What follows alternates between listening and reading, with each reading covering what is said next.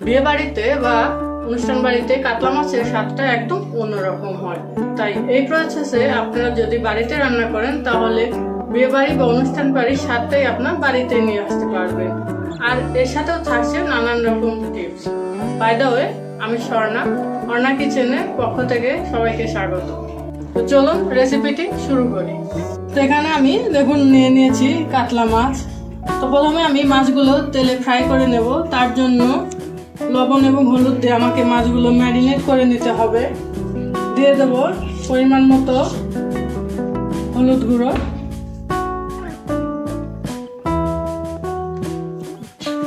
দিয়ে দেব স্বাদ মতো লবণ। তখন আমি ভালোভাবে মাছগুলো ম্যারিনেট করে নেব।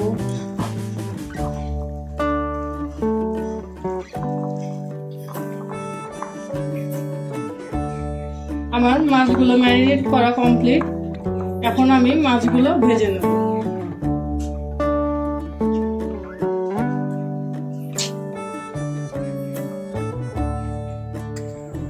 মাছ ফ্রাই করার জন্য কড়াই দিয়ে দেব পরিমাণ মতো সয়াবিন তেল।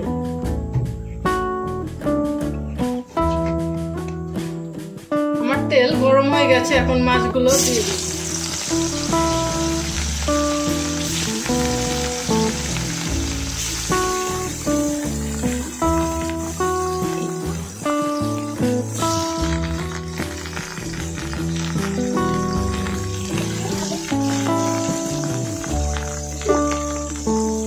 মাছগুলোকে ভালোভাবে ফ্রাই করে নিতে হবে। আর যেহেতু বড় মাছ সেহেতু ভালোভাবে মাছগুলো যদি ভাজা না যায় ভেতরে কাঁচা ভাব থেকে যাবে। এই জন্য আমাকে মাছগুলো ভালোভাবে ভেজে নিতে হবে।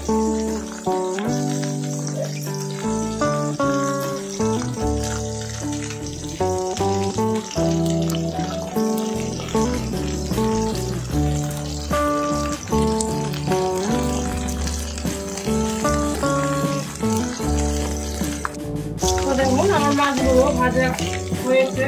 এখানে একদম লাল লাল করে মাছগুলো সব ভেজে নিয়েছি। আমার সব মাছ ভাজা হয়ে গেছে। এখন আমি মাছগুলো তুলে নিচ্ছি। দেখুন আমি সব মাছগুলোই লাল লাল করে ভেজে নিয়েছি, যাতে করে ভিতরে কাঁচা ভাবটা না থাকে সেইভাবে আমি ভেজে নিয়েছি। আপনারাও সেম প্রসেসে ভেজে নেবেন। তো মাছে দেওয়ার জন্য আমি কিছু আলু কেটে নিয়েছি, সেই আলু হালকা করে ভেজে নেব।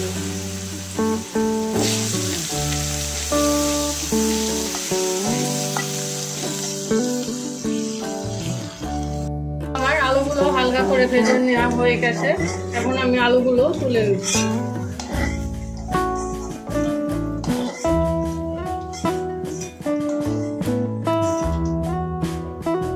দেখুন আমি হালকা করে আলুগুলো সব ভেজে নিয়েছি। তো এই তেলের মধ্যে আমি মাছটি রান্না করে নেব। তো এর মধ্যে আর কিছু তেল মিশিয়ে নেব। দিয়ে দেব পরিমাণ মতো সরষের তেল।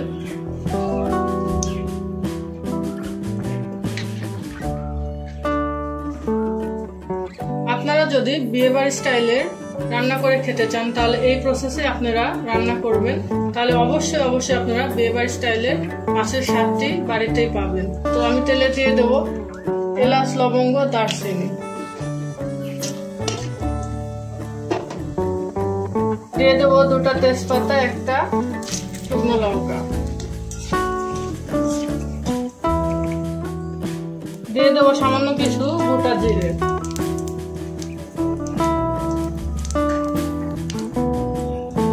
দিয়ে দেবো পেঁয়াজ কুচি। পেঁয়াজটা ভালোভাবে ভেজে নেব।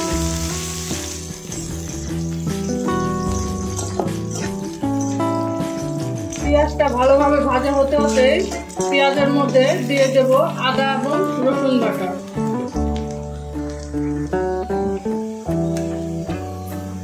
দিয়ে দেব কিছুটা পেঁয়াজ বাটা। দিয়ে দেব রসুন বাটা, আদা বাটা। ভালোভাবে সবকিছু একসাথে মিশিয়ে নেব। আর এগুলা ভালোভাবে ভেজে নিতে হবে যতক্ষণ না কাঁচা গন্ধটা চলে যাবে।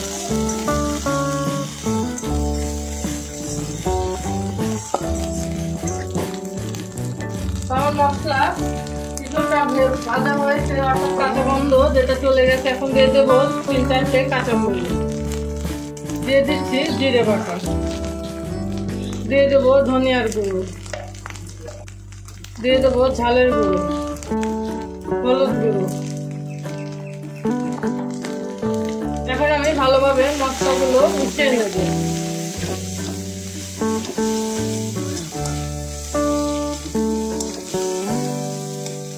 মশলার মধ্যে দিয়ে দেবো সামান্য পরিমাণের জল,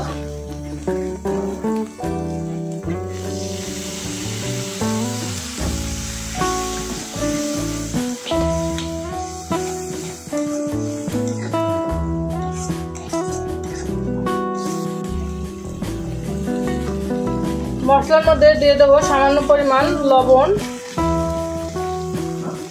এখন আমি ভালোভাবে মশলা কষিয়ে নেব। যত ভালোভাবে মশলা কষানো যাবে রান্নার টেস্টটা তত ভালো আসবে, তাই একটু সময় নিয়ে ভালোভাবে মশলা কষিয়ে নিতে হবে। আর কষানোর সময় খেয়াল রাখবেন যাতে করে মশলাটি পুড়ে না যায়। মশলা কিছুটা কষানো হয়েছে, এখন দিয়ে দেবো কেটে রাখা টমেটো। এই টমেটোর সাথে এখন ভালোভাবে মশলা দিয়ে আর একটু কষিয়ে নিতে হবে। আমার মশলাও কষানো হয়েছে, এখন আমি দিয়ে দেবো পরিমাণ মতো ঝোল।